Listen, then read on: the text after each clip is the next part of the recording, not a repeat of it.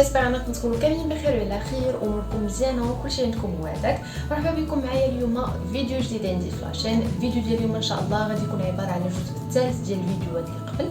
الفيديو الاول او الجزء الاول كان على ليباك، الجزء الثاني كان على التغليف ديال الاسنان، والجزء الثالث هو التبييض ديال الاسنان اللي هو الفيديو ديالنا اليوم ان شاء الله.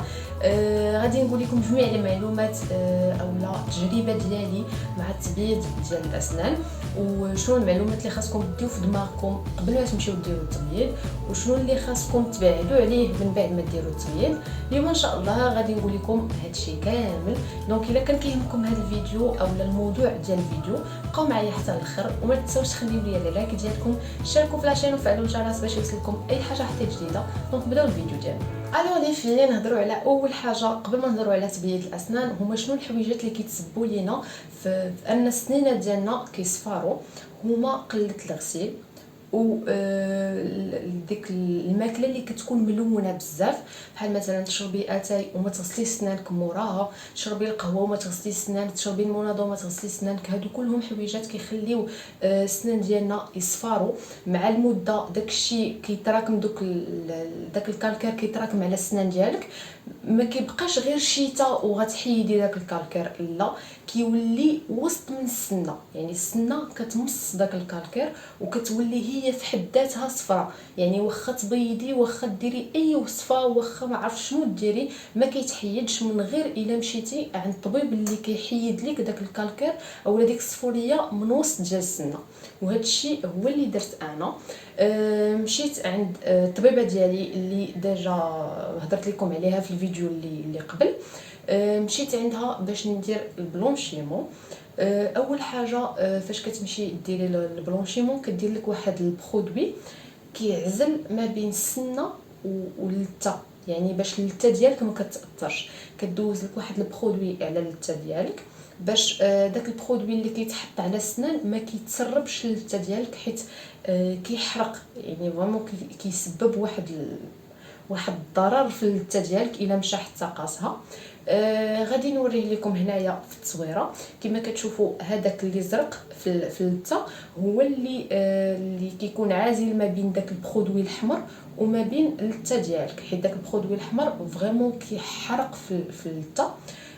كدير لكم الطبقه الاولى وكتخليها واحد 15 دقيقه كنظن، ولا ما عرفت 20 دقيقه، هادشي كله عندها هي في الكابيني اولا عند الطبيب ديالكم في الكابيني. كيخليها لكم واحد 20 دقيقه، ديك الطبقه الاولى 20 دقيقه اولا 15 دقيقه، ما عقلتش بالضبط، حتى كيتغلغل مزيان وسط من السنه وكيخرج منها جميع يعني ديك الشوائب اللي كاينه في الداخل ديال السنه ديالكم. وكيضر، ما نكذبش عليكم ونقول لكم لا راه ما كيضرش، راه عادي، لا كيحرق ديال بصح البنات، كيحرق في اللثه وكيحرق في السنان. كتحسي بالسنان ديالك يعني كاين واحد الحاجه يعني كتدار في السنان ديالك. من بعد كتحيد لكم ديك الطبقه الاولى وكدير لكم الطبقه الثانيه، يعني باش تاكد باللي ما بقى حتى شي حاجه في السنان ديالكم. من بعد ما كتحيدهم كتشلي فمك عادي. هنا ضروري يا البنات من بعد ما تخرجوا من عند الطبيب ديالكم خذوا شي مثلا شي كينه ديال السنان اللي كتهدن من الالم، بحال مثلا سورغام.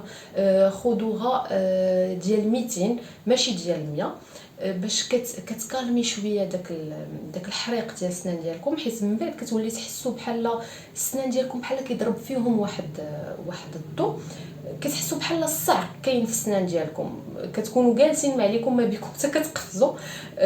داكشي اللي وقع معايا انا في النهار الاول، كنحس بالحريق ديال بصح الحريق خصوصا في هاد السنه الفوقانيه، الفك الفوقاني كنحس بالحريق.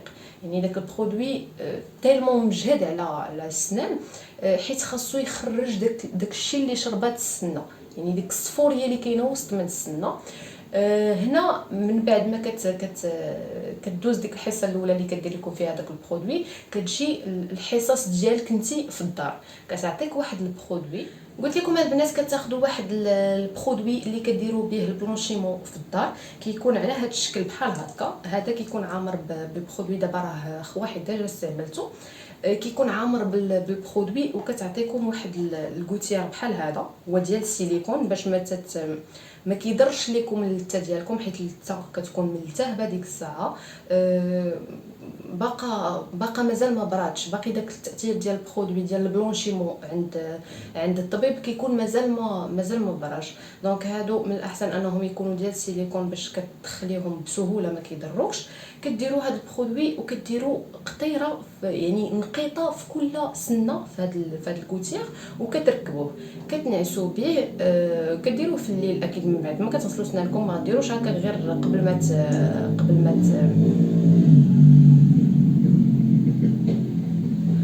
فوالا. قلت لكم البنات كديروه من بعد ما كتغسلوا السنان ديالكم. ما ديروش السنان ديالكم مسخين.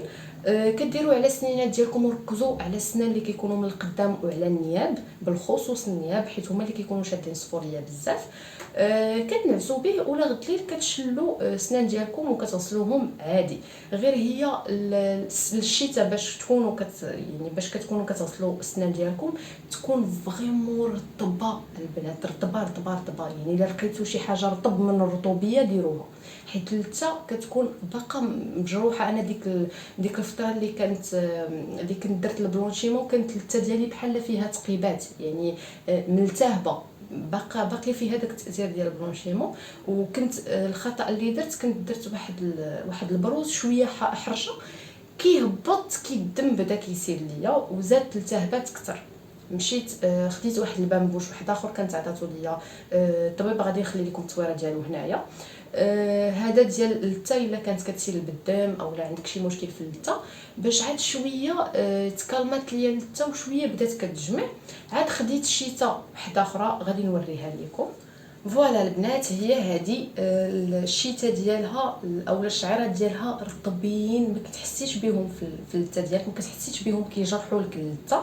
هاد النوع ديال الشيتات زوين، سواء درتي البلونشيمون اولا ما درتيش، سواء كان عندك مشكل اللثه اولا ما عندكش، هادو كيحكوا السنان مزيان وما كيضروش اللثه ديالك. من بعد ما كملت التريتمون ديالي ديال البلونشيمون في الدار اللي كانت سيمانه، المده ديالو سيمانه، باش عاد كيعطيك داك التاثير ديال البلونشيمون اللي درتي عند الطبيبه. يعني خاصك ديري بلونشيمون عند الطبيبه وتجي للدار وتكملي البلونشيمون ديالك باش تقدي توصلي لديك النتيجه اللي بغيتي، حيت السنان كيوصلوا لواحد الحد ديال التبييض وما كيزيدوش يبيضوا اكثر. يعني ما يسحبلكش باللي راه شحال ما درتي داك البرودوي شحال ما غيزيدوا يبيضوا، لا، كيوصلوا لواحد الحد ديال التبييض وكيحبسوا، ما كيزيدوش يبيضوا اكثر. حيت ملي كديري الحصه ديال البلونشيمون عند الدكتور ديالك في الكابيني، ملي كيتحيد داك البرودوي وكلشي وكتشوفي سنانك عنده، ما كيبانلكش باللي راه بياضو ولا واو، لا نهائيا، كيبان لك واحد الفرق طفيف. ولكن من بعد ما كديري هاد البرودوي اللي وريتكم ديك المده ديال السيمانه في الليل كل ليله كديريه، عاد كيبدا يبان لكم الفرق. انا حيت كنت مركبه البروفيزوار، وكان البروفيزوار في الاول كان بيض من السنان ديالي، من بعد ملي بديت كنبيضهم ولاو بيضين على البروفيزوار، لدرجه انني ما بقيتش كنقدر حتى نضحك باش ما يبانش الفرق ديال سناني بويض والبروفيزوار صفر. وليت كنتسنى غير وقتاش يتحيد داك البروفيزوار. دونك السنينه ديالكم كما قلت لكم ما تسناوش انهم يعطيوكم ديك النتيجه ديال البياض الفاقع من الاول، لا، خاصكم تكملوا التريتمون ديال البلونشيمون ديال يعني في الدار، عاد كيعطيكم داك المفعول من بعد ديك السيمانه. ولكن الا وصلتي لداك البياض وكتشوفي بلي سنانك ما كيزيدوش يبيضوا، بلا ما تزيدي تهلكيهم بالبرودوي اكثر، حيت مثلا كاين اللي غادي ما غيكتفيش غير بسورانغ وحده او وحده، غيبغي جوج اولا ثلاثه، يبغي يزيد يبيض اكثر. لا، هنا غير كتهلكي سنانك واللثه ديالك، حيت داك البرودوي كيحرق في اللثه.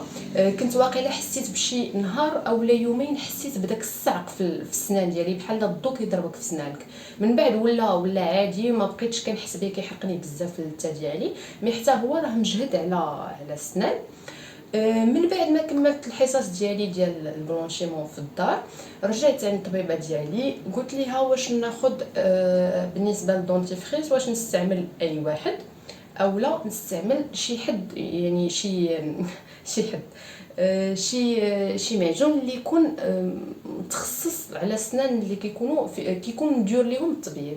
قالت لي من الاحسن انك تاخدي يعني دونتيفريس اللي كيكون بلونشور من الاحسن، حتى الا ما لقيتيش عاد ديك الساعات خدي الدونتيفريس اللي هو عادي. قلت لكم البنات انا عطاتني هاد الدونتيفريس هذا سميتو بريزيدون.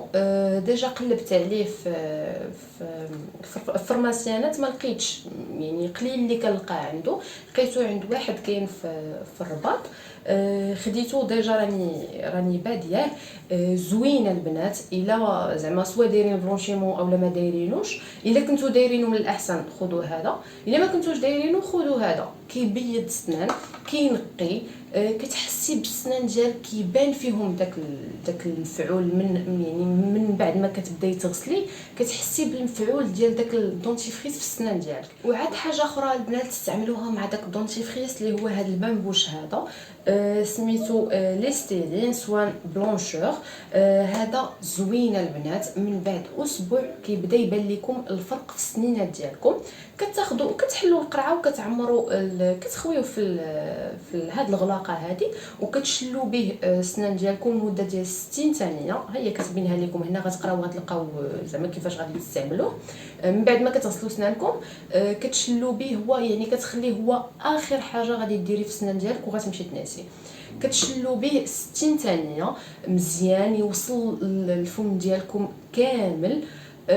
عاد ديك الساعات تحيدوه من الفم ديالكم وتمشيو تنعسوا. ما تشربوا لا ما تاكلوا ما حتى شي حاجه، خليو داك البرودوي في السنان ديالكم وكيبقى المفعول ديالو، يعني كيبان لكم المفعول في السنان ديالكم.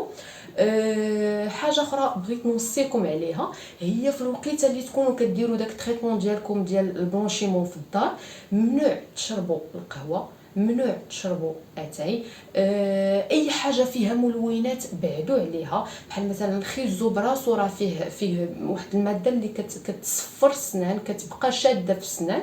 القهوه، اتاي، المناضه، اي حاجه فيها اللون بعدوا عليها. داكشي الخرقوم، التحميره، هادشي كله كيخرج لكم على داك البلونشيمون. بالخصوص ان السنان ديالكم في ديك الفتره كيكون اي حاجه تحطت عليها كتمصها. دونك من الاحسن انكم تخليو غير داك البرودوي ديال البلونشيمون هو اللي كتمصوا السنه ديالكم. وحاولوا تغسلوهم كما قلت لكم بغوصتي تكون الشتاء ديالها رطبه، ما تكونش حرشه، حيت في الاول كتكون اللثه باقا شويه سونسيبل، باقا مازال ما برادش 100%. وعاد حاجه اخرى من الاحسن انكم تشربوا بلا باي. تشربوا اي حاجه غادي تشربوها من الاحسن ديك الفتره الاولى شربوها بلا باي. حيت انا ما عرفتش واش غتلقاو حتى نتوما المشكل اللي لقيت انا اولا لا.